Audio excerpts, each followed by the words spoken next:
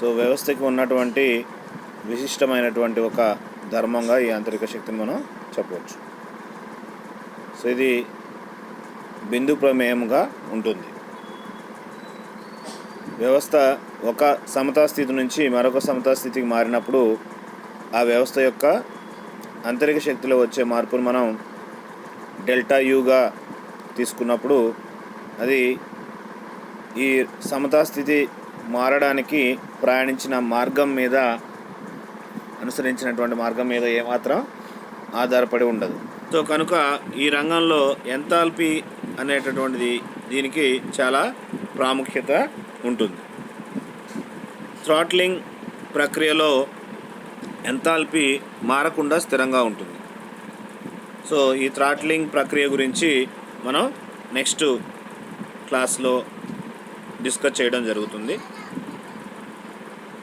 So ఇక్కడ మనకి ఈ ఆంతరిక శక్తి మరియు ఎంథాల్పీ ఈ రెండిటికి ఉన్నటువంటి కొన్ని తారతమ్యాలు ఏంటి, డిఫరెన్సెస్ ఏంటి అనేది మనం పరిశీలించినట్లయితే ఇక్కడ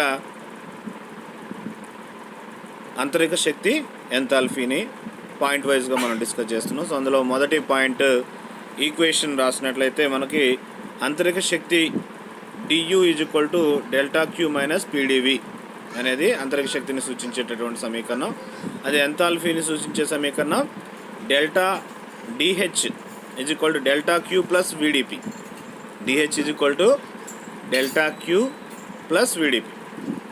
నెక్స్ట్ అలాగే రెండవ డిఫరెన్స్ మనం చూసినట్లయితే ఇక్కడ స్వేచ్ఛా వ్యాకోచంలో తీసుకున్నట్లయితే ఆంతరిక శక్తి విలువ యుఎఫ్ యుఐ, అంటే ఆంతరిక శక్తిలో ఎటువంటి మార్పు స్వేచ్ఛా వ్యాకోచంలో ఉండదు. తొలి తుది ఆంతరిక శక్తులు సమానంగా ఉంటాయి. అలాగే ఇక్కడ థ్రాట్లింగ్ ప్రక్రియలో కూడా హెచ్ఎఫ్ హెచ్ఐ అనేది మనం తీసుకోవడం జరుగుతుంది. థ్రాట్లింగ్ ప్రక్రియలో హెచ్ఎఫ్ విలువ హెచ్ఐకి సమానం అవుతుంది. తొలి స్థితి విలువలు సమానంగా ఉంటాయి. అలాగే నెక్స్ట్ స్థిర ఘనపరిమాణ ప్రక్రియలో మనం తీసుకున్నప్పుడు UF minus UI delta Q at V, that is equal to integral I to F CVDT. అంటే స్థిర ఘనపరిమాణ ప్రక్రియలో మనం ఈ ఆంతరిక శక్తిని మనం తీసుకున్నట్లయితే ఎంథాల్పీని మనం స్థిర పీడన ప్రక్రియలో తీసుకుంటాం. సో ఎంథాల్పీ దగ్గర మనకి స్థిర పీడన ప్రక్రియలో HF minus HI delta Q at P, that is equal to integral I to F సిపిడిటిగా సమీకరణం మనం తీసుకోవడం జరుగుతుంది. నెక్స్ట్ స్థిరోష్ణక ప్రక్రియలో తీసుకున్నట్లయితే UF minus EA minus integral I to F PDV. ఇక్కడ ఎంథాల్పీ దగ్గర స్థిరోష్ణక ప్రక్రియలో మనకి HF minus HI integral I to F VDP. Next ఆంతరిక శక్తి విషయంలో మనం తీసుకున్నట్లయితే డియు టీడీఎస్ మైనస్ పీడివి అనేది ఆంతరిక శక్తిని సూచించేటటువంటి సమీకరణంగా మనం చెప్పుకున్నట్లయితే అదే ఎంథాల్పీ సమీకరణాన్ని మనం డిహెచ్ టీడీఎస్ ప్లస్ విడిపిగా రాయడం జరుగుతుంది. So this is about enthalpy and ఆంతరిక శక్తి డిఫరెన్సెస్. ఓకే, నెక్స్ట్ టాపిక్ మనం తీసుకున్నట్లయితే హెల్మ్హోల్ట్జ్ స్వేచ్ఛా శక్తి. హెల్మ్హోల్ట్జ్ స్వేచ్ఛా శక్తి లేదా దీన్నే హెల్మ్హోల్ట్జ్ ప్రమేయము అని కూడా మనం పిలవడం జరుగుతుంది. Helmholtz free energy, Helmholtz free energy. So ఇక్కడ ఈ హెల్మ్హోల్ట్జ్ స్వేచ్ఛా శక్తిని గురించి చూసినట్లయితే మనకి హెల్మ్హోల్ట్జ్ ప్రమేయం ఎఫ్తో సూచించడం జరుగుతుంది. ఈ హెల్మ్హోల్ట్జ్ ప్రమేయాన్ని F is equal to U minus టిఎస్గా రాస్తాం. సో ఇక్కడ ఈ సమీకరణాన్ని మనం అవకలనం చేసినట్లయితే DF is equal to DU minus TDS minus SDT అవుతుంది. కానీ మనకి TDS is equal to DU plus PDV అనేది మనకి తెలుసు కాబట్టి ఆ విలువని ఇక్కడ మనం ప్రతిక్షేపించినట్లయితే DF is equal to DU minus of DU plus PDV minus SDT. So ఇక్కడ మనం దీన్ని సింప్లిఫికేషన్ చేసినట్లయితే డియు ప్లస్ మైనస్ రెండు క్యాన్సిల్ అయిపోతాయి, మనకి మైనస్ పీడీవీ మైనస్ ఎస్డిటి అనేది మిగులుతుంది. So therefore DF is equal to minus SDT minus PDV అనేది మనకి డిఎఫ్ యొక్క సమీకరణంగా లభిస్తుంది. ఓకే, నెక్స్ట్ ఉత్క్రమణీయ సమోష్ణోగ్రత ప్రక్రియలో తీసుకున్నట్లయితే డిటి ఈజ్ ఈక్వల్ టు 0 అవుతుంది కాబట్టి DF is equal to minus PDV అవుతుంది, లేదా FF minus FI is equal to minus integral I to F పీడీవీగా మనం దీన్ని రాయొచ్చు.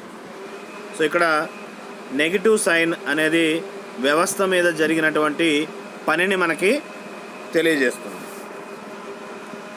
అంటే ఉత్క్రమణీయ సమఉష్ణోగ్రత ప్రక్రియలో హెల్మ్హోల్ట్జ్ ప్రమేయంలో వచ్చేటటువంటి మార్పు అనేది బాహ్య కారకమైనటువంటి వ్యవస్థ పైన చేసే పనికి సమానంగా ఉంటుంది. అలాగే ఉత్క్రమణీయ సమఉష్ణోగ్రత సమఘన పరిమాణ ప్రక్రియలో కూడా తీసుకున్నట్లయితే డిటి విలువ 0కి సమానం అవుతుంది, అలాగే డివి విలువ కూడా 0కి సమానం అవుతుంది. కాబట్టి DF is going to B 0, DF విలువ 0 అవుతుంది. సో ఇక్కడ సమ ఉష్ణోగ్రత సమఘన పరిమాణ ప్రక్రియను మనం తీసుకున్నట్లయితే ఏ స్థితులకైతే హెల్మ్హోల్ట్జ్ ప్రమేయం కనిష్ట విలువలను కలిగి ఉంటుందో ఆ స్థితులను మాత్రమే నిశ్చలంగా మనకి ఉంటాయి అనే విషయాన్ని మనం అర్థం చేసుకోవచ్చు. సో ఇక్కడ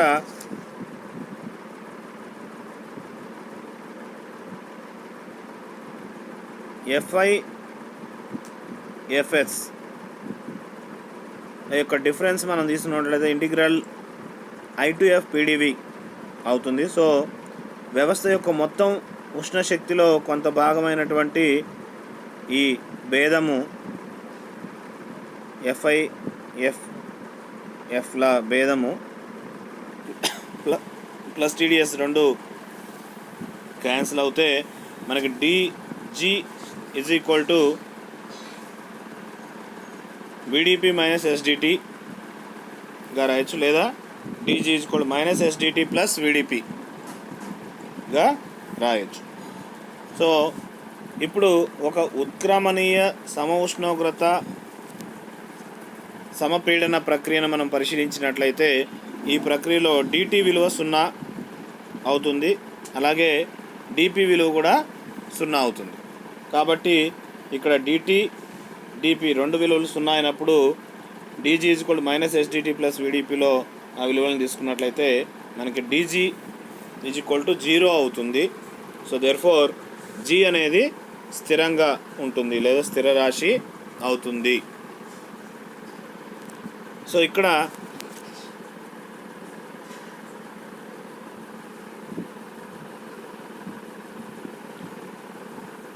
దశ మార్పుకి సంబంధించినటువంటి ప్రక్రియలో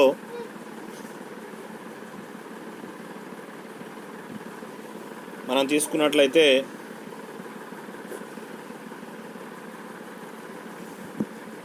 ఈ ఫలితం డిజి ఈజ్ ఈక్వల్ 0 లేదా జి స్థిర రాశి అనేది ఎంతో ప్రాముఖ్యతని పొందుతుంది.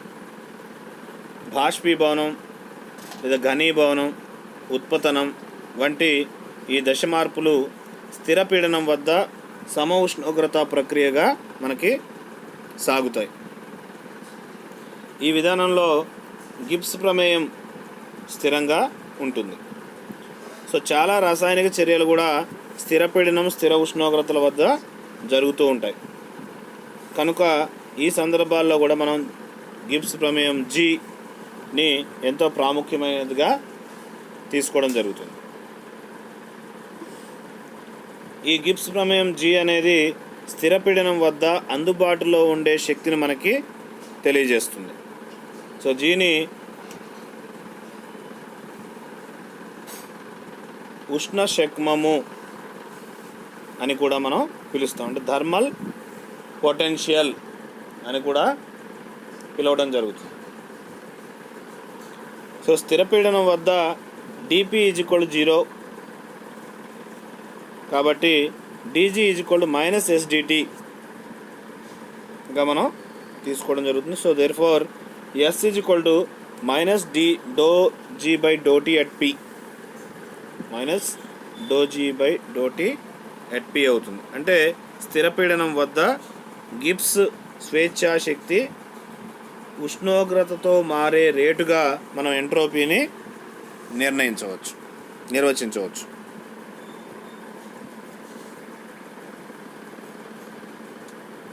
సో ఇక్కడ స్థిర పీడనం వద్ద గిబ్స్ స్వేచ్ఛా శక్తి ఉష్ణోగ్రతతో మారే రేటుగా మనం ఎంట్రోపీని నిర్వచించవచ్చు.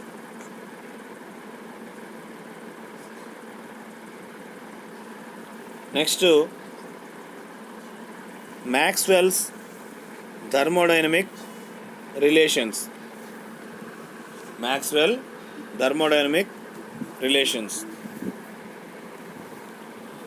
మ్యాక్స్వెల్ ఉష్ణగతిక సంబంధాలు గురించి తెలుసుకుందాం. సో ఇక్కడ ఉష్ణగతి శాస్త్రంలో మనకి ఎదురయ్యేటటువంటి వివిధ సమస్యల్ని మనకి ఉష్ణగతిక శాస్త్ర ప్రథమ నియమం నుండి రెండో నియమం నుండి పరిష్కరించే అవకాశం ఉంది. కానీ ఈ సమస్యల్ని మనం మరింత సులువుగా సంక్షిప్తంగా సాధించడానికి మనకి 4 రకాలైనటువంటి సమీకరణాలు మనకి అందుబాటులో ఉన్నాయి. సో ఈ సమీకరణాలనే మనం మ్యాక్స్వెల్ సమీకరణాలు అని, మ్యాక్స్వెల్ ఉష్ణగతిక సంబంధాలు అని చెప్తాం. సో ఈ 4 మ్యాక్స్వెల్ సమీకరణాలను కూడా ప్రాథమికమైనటువంటి ఉష్ణగతిక నిరూపకాలైనటువంటి పీడనం P, ఘనపరిమాణం V, ఉష్ణోగ్రత T, ఎంట్రోపీ Sల మధ్య అన్యోన్య సంబంధాల రూపంలో మనకి ఉంటాయి. సో ఉష్ణగతిక శక్మాలైనటువంటి U, H, F, Gల నుండి ఈ మ్యాక్స్వెల్ సమీకరణాలు మనం రాబట్టవచ్చు. సో ఇక్కడ ఈ సంబంధాలను మనం చూసినట్లయితే మ్యాక్స్వెల్ సమీకరణాల్లో మొదటిది ∂T/∂V at S = -∂P/∂S at V. Next రెండవది ∂T/∂P at S = ∂V/∂S at P. మూడవది ∂S/∂V at T = ∂P/∂T at V. Next నాలుగవది ∂S/∂P at T = -∂V/∂T at P. So ఈ 4 కూడా మ్యాక్స్వెల్ సమీకరణాలుగా మనం తీసుకుంటాం. సో ఈ మ్యాక్స్వెల్ సమీకరణాల యొక్క ప్రాముఖ్యతను మనం చూసినట్లయితే ఈ మ్యాక్స్వెల్ సమీకరణాలు తమంత తాముగా ఏ ఉష్ణగతిక ప్రక్రియని మనకి వెల్లడించవు. కానీ ఏ ఉష్ణగతిక వ్యవస్థను మనం తీసుకున్నప్పటికీ ఆ వ్యవస్థ యొక్క సమతా స్థితిలో పాటించబడే సంబంధాలను ఈ సమీకరణాలు మనకి చక్కగా పాటిస్తాయి. మనం ప్రయోగం ద్వారా సూటిగా కొలవగలిగిన భౌతిక రాశులకు అలా కొలవడానికి వీలు లేని భౌతిక రాశులకు మధ్య గల సంబంధాలను కూడా ఈ సమీకరణాలు మనకి తెలియజేస్తాయి. సో ఈ సమీకరణాలను సంభావ్యత సిద్ధాంతాలతో జోడించి ఘనపరిమాణ గుణకం వంటి వాటిని కూడా మనం తెలుసుకోవచ్చు. సో విద్యుత్ శాస్త్రంలో మనకి కిర్చాఫ్ సూత్రాల ఏ విధంగా అయితే ఉపయోగపడుతూ ఉంటాయో ఇక్కడ మనకి ఈ ఉష్ణగతిక శాస్త్రంలో ఈ మ్యాక్స్వెల్ సమీకరణాలే ఆ విధంగా ఉపయోగపడతాయని చెప్పుకోవచ్చు. నెక్స్ట్ ఈ మ్యాక్స్వెల్ సమీకరణాల యొక్క ఉత్పాదన గురించి చెప్పుకుందాం. సో ఇక్కడ అత్యంత స్వల్పమైనటువంటి పరిమాణంలో ఉత్క్రమణీయ ప్రక్రియకు లోనైన ఒక ఉష్ణగతిక వ్యవస్థ ఒక సమతాస్థితి నుంచి మరొక సమతాస్థితికి చేరింది అనుకుంటే అప్పుడు వ్యవస్థ యొక్క ఆంతరిక శక్తిలోని మార్పు మనం డియుతో సూచించినప్పుడు ఉష్ణగతిక శాస్త్ర ప్రథమ నియమం నుండి మనం ఆ సమీకరణాన్ని DU delta Q minus delta W అని రాస్తాం. సో ఇక్కడ డెల్టా డబ్ల్యూ బదులు పీడీవీని తీసుకున్నట్లయితే డియు డెల్టా క్యూ మైనస్ పీడీవీగా రాయొచ్చు. అలాగే ఉష్ణగతిక శాస్త్ర రెండో నియమము నుంచి మనం డెల్టా క్యూ టీడీఎస్ అని తీసుకుంటాం. సో ఇప్పుడు ఈ టీడీఎస్ని పై సమీకరణంలో మనం రాసినట్లయితే డియు టీడీఎస్ మైనస్ పీడీవీ అనే సమీకరణం మనకి లభిస్తుంది. కానీ నిర్వచనం నుంచి మనకి enthalpy H U plus PV అని తెలుసు. సో ఈ హెచ్ యు ప్లస్ పీవీని మనం అవకలనం చేసినట్లయితే DH DU plus PDV plus VDP. So DU బదులు మనం ఇక్కడ టీడీఎస్ మైనస్ పీడీవీని సబ్స్టిట్యూట్ చేసినట్లయితే DH TDS minus PDV plus PDV plus VDP. So ఇక్కడ మైనస్ పీడీవీ ప్లస్ పీడీవీ రెండు క్యాన్సిల్ అయిపోయినట్లయితే మనకి డిహెచ్ టీడీఎస్ ప్లస్ వీడిపి అనే సమీకరణం మిగులుతుంది. సో దీన్ని మనం ఈక్వేషన్ 2గా తీసుకోవచ్చు. డియు టీడీఎస్ మైనస్ పీడీవీని ఈక్వేషన్ 1 అనుకున్నట్లయితే గిబ్స్ ప్రమేయం నిర్వచనం నుంచి హెల్మ్హోల్ట్జ్ ప్రమేయాన్ని మనం తీసుకున్నట్లయితే ఎఫ్ యు మైనస్ టీఎస్గా రాస్తాం. సో దీన్ని అవకలనం చేస్తే DF DU minus TDS minus SDT వస్తుంది. సో ఇక్కడ కూడా డియు బదులు టీడీఎస్ మైనస్ పీడీవీని మనం సబ్స్టిట్యూట్ చేస్తే DF TDS minus PDV minus TDS minus SDT. So ఇక్కడ ప్లస్ టీడీఎస్ మైనస్ టీడీఎస్ రెండు క్యాన్సిల్ అయిపోతే మనకి DF minus PDV minus SDT అనేది మిగులుతుంది. అలాగే నిర్వచనం ప్రకారం గిబ్స్ ప్రమేయం జీ హెచ్ మైనస్ టీఎస్ అని రాస్తాం. సో దీన్ని కూడా మనం అవకలనం చేసినట్లయితే DG DH minus TDS minus SDT. So ఇక్కడ డిహెచ్ బదులు టీడీఎస్ ప్లస్ వీడిపిని మనం రాసుకున్నట్లయితే DG TDS plus VDP minus TDS minus SDT అనే సమీకరణం మనకి లభిస్తుంది.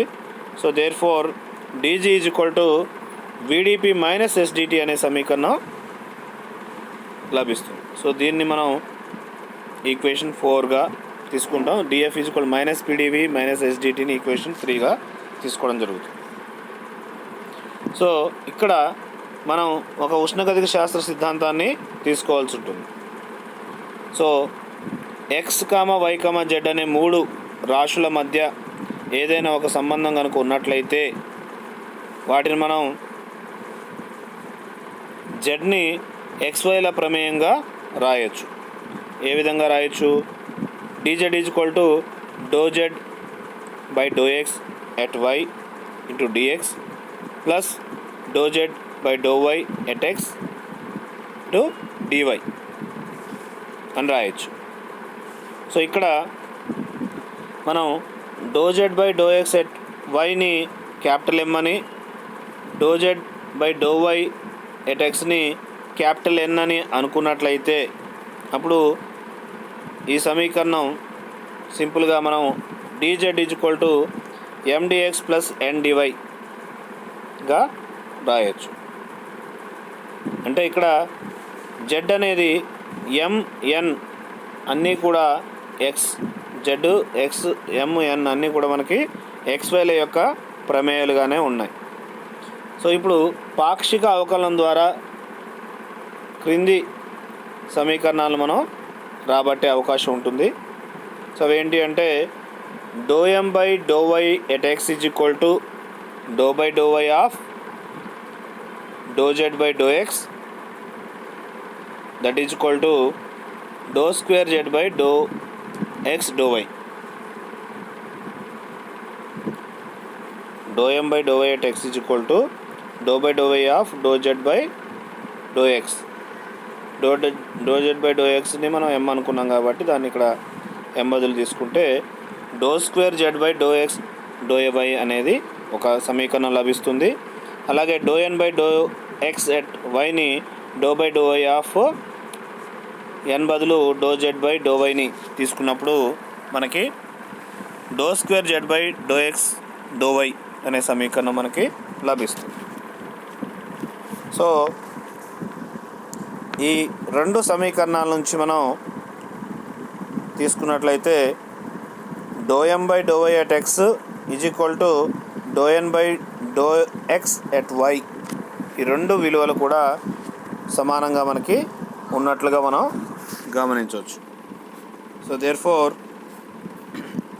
Do M by do Y at X is equal to do N by do X at Y అవుతుంది. సో దీన్ని ఈక్వేషన్ 5 అనుకున్నట్లయితే ఖచ్చితమైనటువంటి ఏ అవకలని అయినా పాటించవలసిన నియమంగా మనం దీన్ని చెప్పుకోవచ్చు.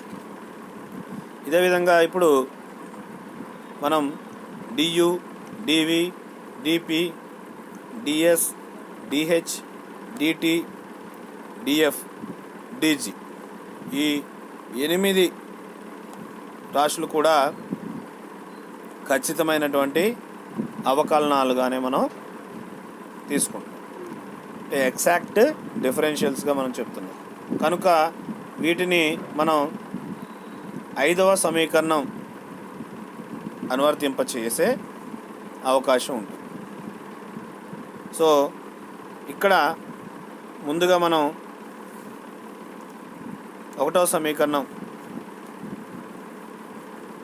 du is equal to TDS minus PDV సమీకరణాన్ని తీసుకుంటే దీన్ని dz is equal to mdx plus ndyతో పోలిస్తే ఇక్కడ m దగ్గర t ఉంది, x దగ్గర s ఉంది, n దగ్గర -p ఉంది, y దగ్గర b ఉంది. సో 5వ సమీకరణం ప్రకారం దీన్ని రాసినట్లయితే doe T by doe V at S is equal to minus doe P by doe S at V అనే సమీకరణం లభిస్తుంది. సో దీన్నే మనం మ్యాక్స్వెల్ మొదటి సమీకరణం, మ్యాక్స్వెల్ ఫస్ట్ ఈక్వేషన్గా చెప్పుకుంటాం. నెక్స్ట్ 2వ సమీకరణం తీసుకున్నట్లయితే DH is equal to TDS plus VDP. So దీన్ని మనం ఈ సమీకరణంతో పోల్చినట్లయితే dz is equal to mdx plus ndyతో పోలిస్తే ఎం దగ్గర టీ ఉంది, ఎక్స్ దగ్గర ఎస్ ఉంది, ఎన్ దగ్గర వి ఉంది, వై దగ్గర పి ఉంది. సో దీన్ని ∂M/∂y at x = ∂N/∂x at y సమీకరణంతో పోల్చి రాయగా ఈ 5వ సమీకరణం నుంచి దీన్ని మనం ∂T/∂p at s = ∂V/∂s at p అనే సమీకరణం మనకు లభిస్తుంది. దీన్నే మనం మ్యాక్స్వెల్ సెకండ్ ఈక్వేషన్, మ్యాక్స్వెల్ రెండవ సమీకరణంగా మనం చెప్పుకుంటాం. నెక్స్ట్ మూడవ సమీకరణం చూసినట్లయితే df = -sdt - pdf అనే సమీకరణం ఉంది. సో దీన్ని కూడా మనం dz = mdx + ndy సమీకరణంతో పోల్చినట్లయితే m దగ్గర ఏమో -s ఉంది, x దగ్గర t ఉంది, n దగ్గర -p ఉంది, y దగ్గర v ఉంది. సో దీన్ని మనం 5వ సమీకరణంతో పోల్చి రాసినప్పుడు ∂S/∂v at t = ∂P/∂t at v గా మనం రాయొచ్చు. సో దీన్నే మనం మ్యాక్స్వెల్ మూడవ సమీకరణము, మ్యాక్స్వెల్స్ థర్డ్ ఈక్వేషన్ అంటాం. నెక్స్ట్ 4వ సమీకరణం మనం తీసుకున్నట్లయితే dg = -sdt + vdp, -sdt + vdp అనే సమీకరణంని dz = mdx + ndyతో పోలిస్తే m బదులు ఇక్కడ -s ఉంది, x బదులు t ఉంది, n బదులు v ఉంది, y బదులు p ఉంది. సో దీన్ని మనం 5వ సమీకరణం నుంచి రాసినట్లయితే ∂S/∂p at t = -∂V/∂t at p అవుతుంది. ∂S/∂p at t = -∂V/∂t at p అవుతుంది.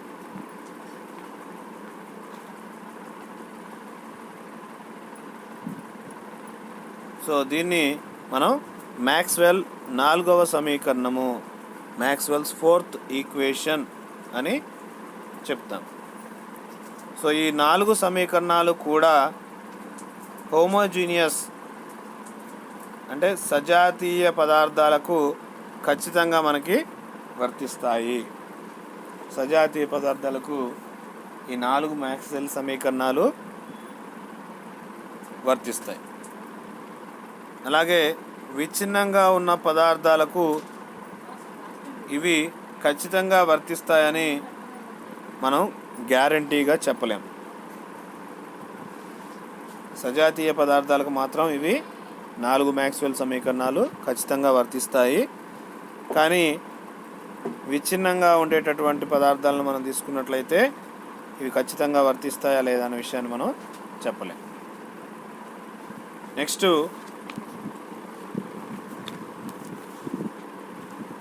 టీడీఎస్ సమీకరణాలు.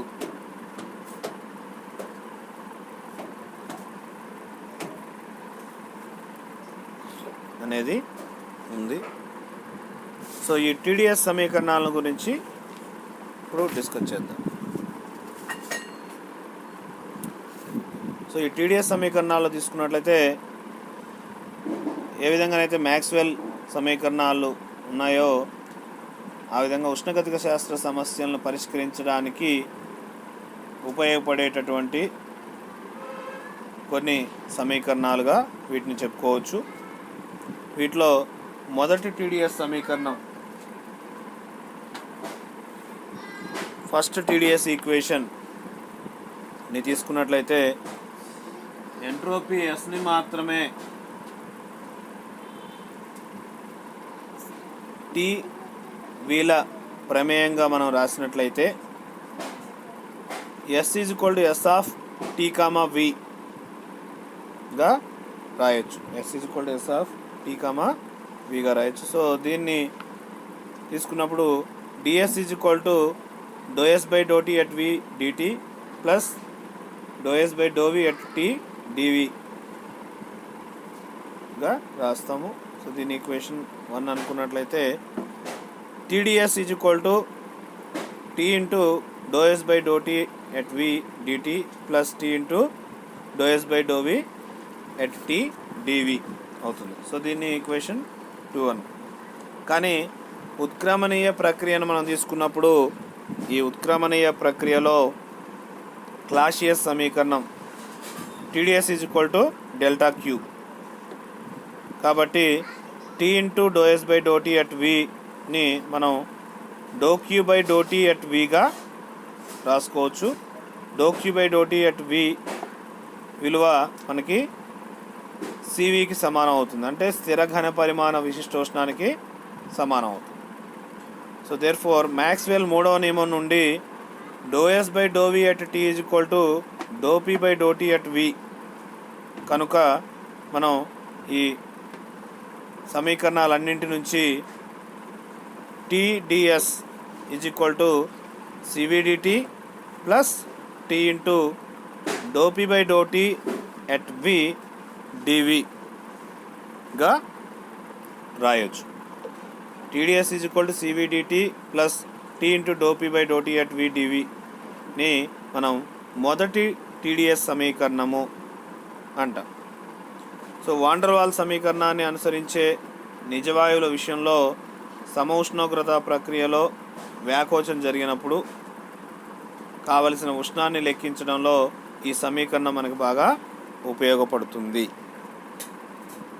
నెక్స్ట్ రెండవ టీడీఎస్ సమీకరణం గురించి తెలుసుకుందాం.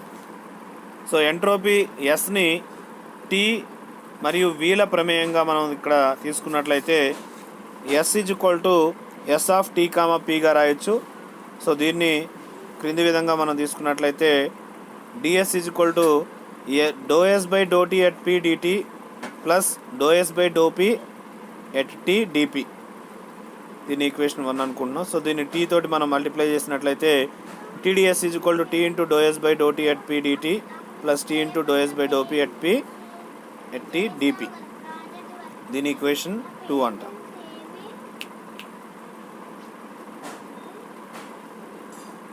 క్లాసియస్ సమీకరణం నుంచి ఉత్క్రమణీయ ప్రక్రియలో TDS is equal to delta క్యూగా మనం తీసుకుంటాం. So T into doe S by doe T at P సమీకరణాన్ని మనం ఇక్కడ doe Q by doe T at పీగా రాయొచ్చు. So this equal to going to be equal to CP, అంటే స్థిర పీడన విశిష్టోష్ణానికి సమానం అవుతుంది. సో మ్యాక్స్వెల్ సమీకరణాల నుంచి మనం తీసుకున్నట్లయితే doe S by doe P at T విలువ minus doe V by doe T at పీకి సమానం అవుతుంది. సో ఈ అన్ని సమీకరణాల నుంచి మనం TDS is equal to CP DT minus